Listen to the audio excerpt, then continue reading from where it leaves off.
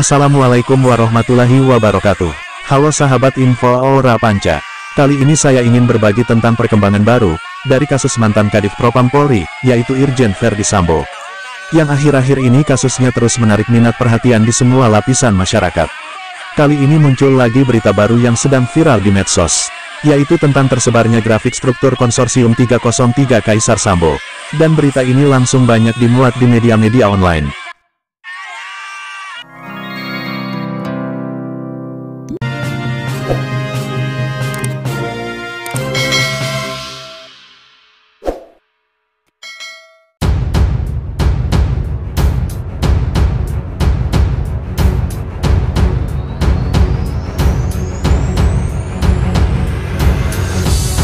Banyak dimuat di berita online soal beredarnya infografis struktur Konsorsium 303.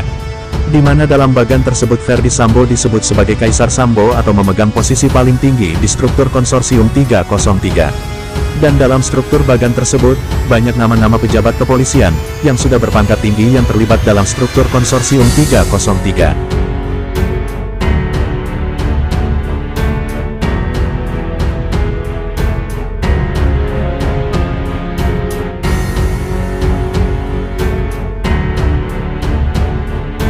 Dikutip dari beritasuara.com, dikatakan bahwa, dalam infografis itu, mantan Kadif Propam Polri Irjen Verdi Sambo, bersama sejumlah perwira tinggi Pati, dan perwira menengah Pamen Polri disebut-sebut terlibat dalam bisnis gelap judi. Dan dalam acaranya Deddy Corbuzier, saat mengundang Menteri Menko Polkam Mahfud MD. Bapak Menteri Mahfud MD menyebutkan bahwa memang ada polisi nakal di instansi Polri yang terlibat ataupun membacking judi gelap tersebut.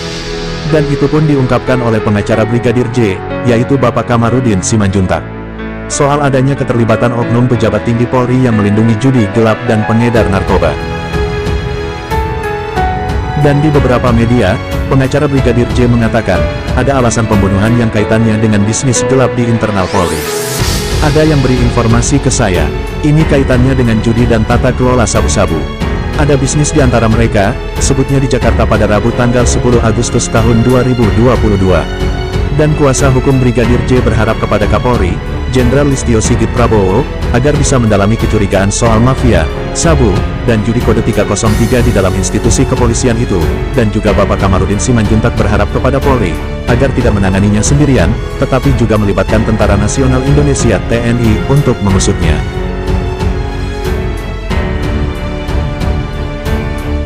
Tapi entah kenapa sampai sekarang Verdi Sambo belum ada muncul.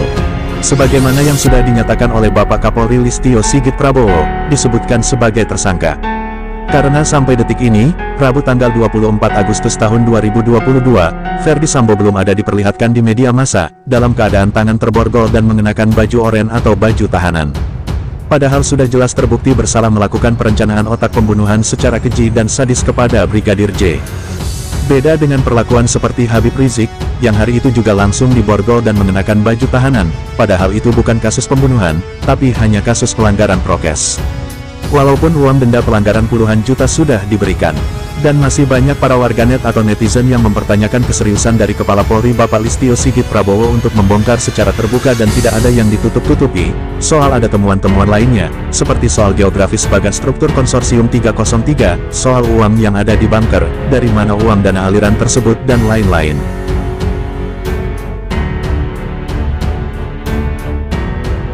Kita lihat saja perkembangan selanjutnya. Apakah Bapak Kapolri benar-benar mau bertindak tegas, tanpa pandang bulu? Seperti yang beliau nyatakan di media pers, kejujuran dan ketegasan Bapak, pasti akan terjawab gimana selanjutnya. Dan bisa Bapak buktikan ucapan itu, dengan dihadirkannya Verdi Sambo sudah memakai baju tahanan dan sudah dalam keadaan tangannya terborgol, dan tersangka lainnya yang terlibat dalam menyusun skenario palsu, dan mereka yang memberikan berita bohong, pernyataan hoaks, dan mereka yang menutupi kejahatan sadis dari Verdi Sambo, juga kejahatan lainnya seperti temuan yang lagi viral soal kerajaan Kaisar Verdi Sambo, Konsorsium 303.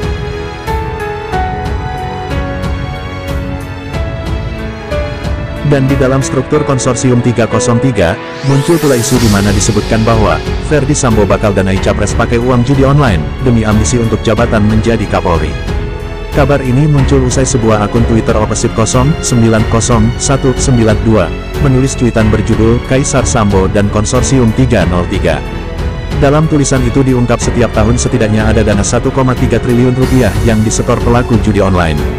Walau dari pihak kepolisian sudah membantah kabar tersebut dan ingin menangkap pemilik akun Opesip 090192. Mana yang benar silakan Anda nilai sendiri siapa yang suka berbohong dan menyebarkan berita hoaks.